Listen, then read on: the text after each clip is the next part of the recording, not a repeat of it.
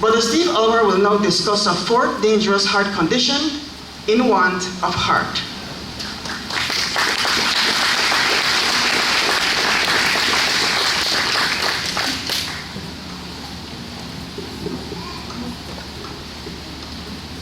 Yes, that's fine, thank you.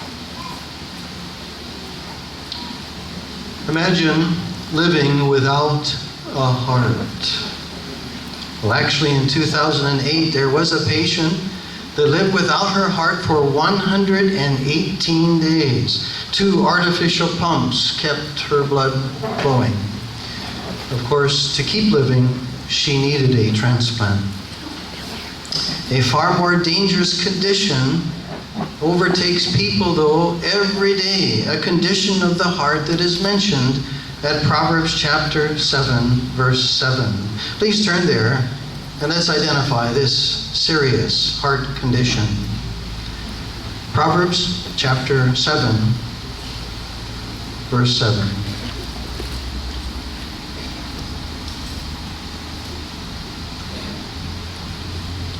That I might peer upon the inexperienced ones, I was interested in discerning among the sons of men a young man in want of heart.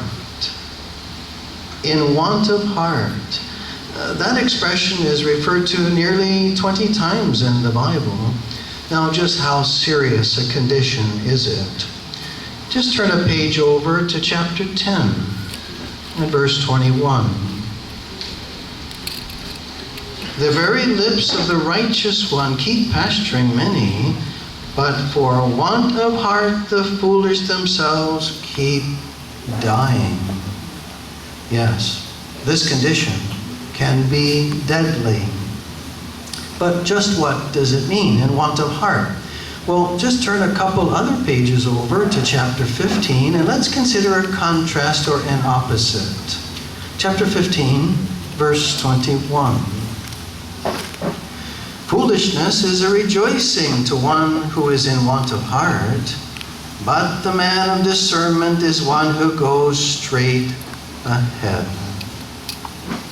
Yes, the opposite of in want of heart is a man of or woman of discernment, someone that has good understanding. So it does not necessarily mean or refer to solely the absence of a good motive. But if you recall in 7:7 of Proverbs, it says it could reflect an individual who is inexperienced, someone who lacks good sense, good judgment. A person may know the truth. They may know what is right and wrong, but they have failed to develop or give serious attention to the person they are inside, deep inside. They have not developed positive spiritual qualities of the inner person. What should this description mean to us individually? Well, we may start out on a specific course, a certain course with suitable intentions. We mean well, but we may face problems because of unwise decisions. For example, a brother may be well-intentioned to provide for himself and find a job, but rather than accepting a lower-paying job close to his home, he accepts the higher-paying one hour away.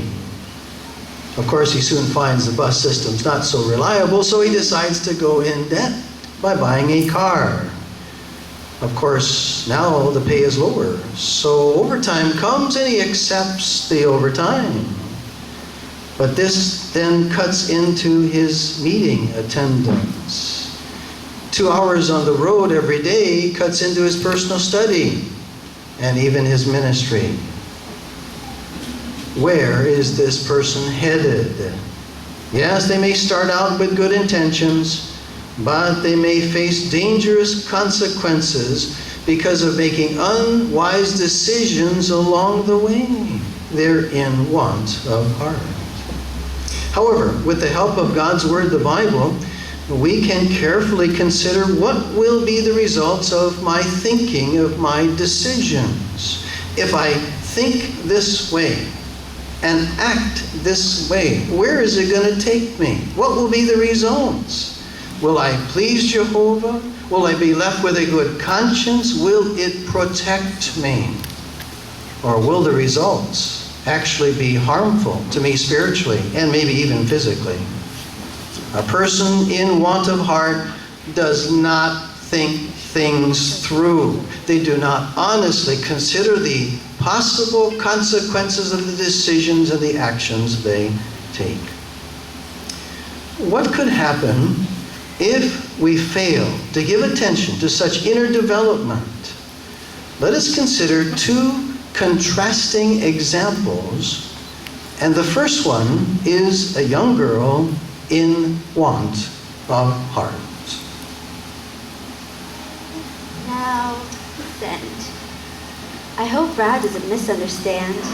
Better yet, I hope he does misunderstand. What? That was too soon for Brad to reply.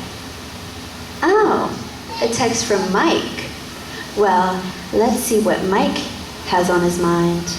He says, "Hey, beautiful, what you been up to?" Well, Mike just made it to the top of my friends list.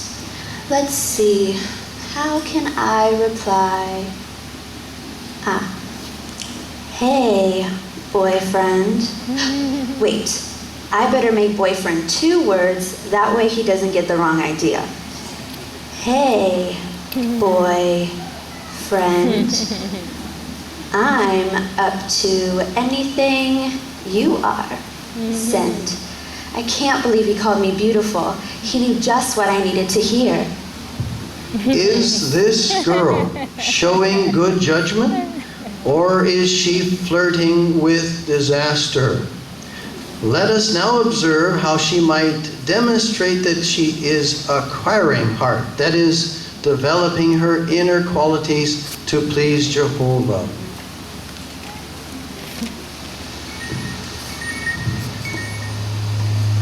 I wonder who that could be.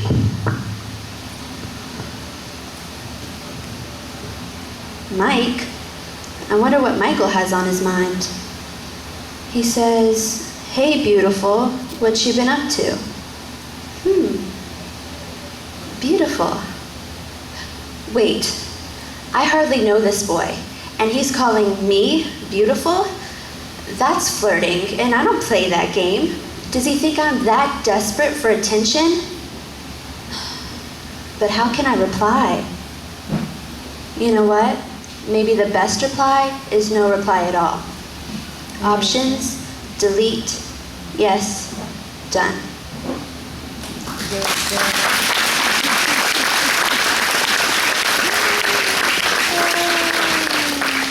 At Proverbs 23:15, Jehovah says, if our heart becomes wise, his heart will rejoice. Yes, Jehovah's heart fills with joy when he sees his people, young in years, or young in the truth, or some of us older ones too, make wise decisions.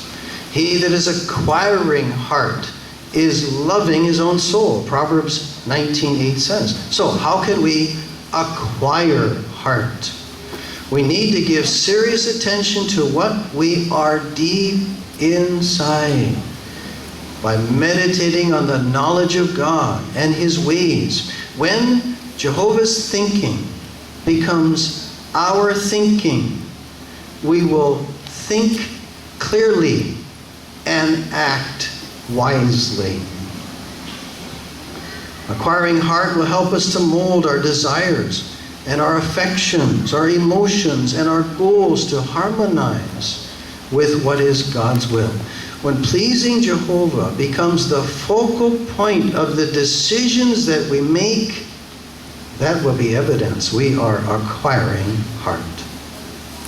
Well, in this symposium, we've been helped to consider and examine 4 dangerous heart conditions: cunning of heart, double-hearted, half-hearted, and in want of heart.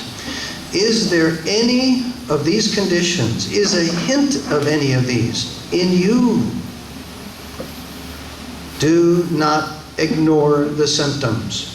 We must work hard to detect and correct such symptoms. Now we know when we're checking our literal heart health, to maintain that, we have to check our pulse, our pressure, we have to make adjustments in our diet, in our exercise. We need rest. We need the right medicine at the right time and the right amount.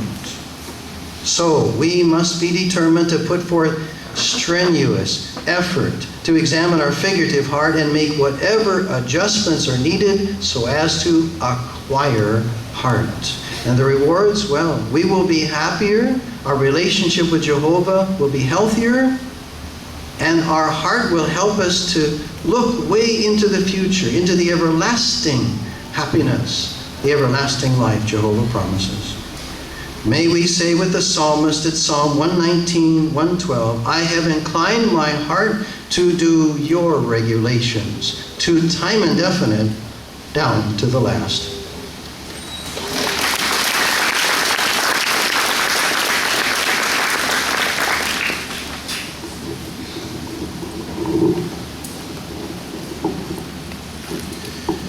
We thoroughly enjoyed those thought-provoking talks and demonstrations. What does God see as He examines our heart? What practical steps can we take to improve our heart condition? Let us pay close attention as Brother David Jacobs from the Dangriga congregation develops the keynote address. Let God's Word reveal the intentions of your heart.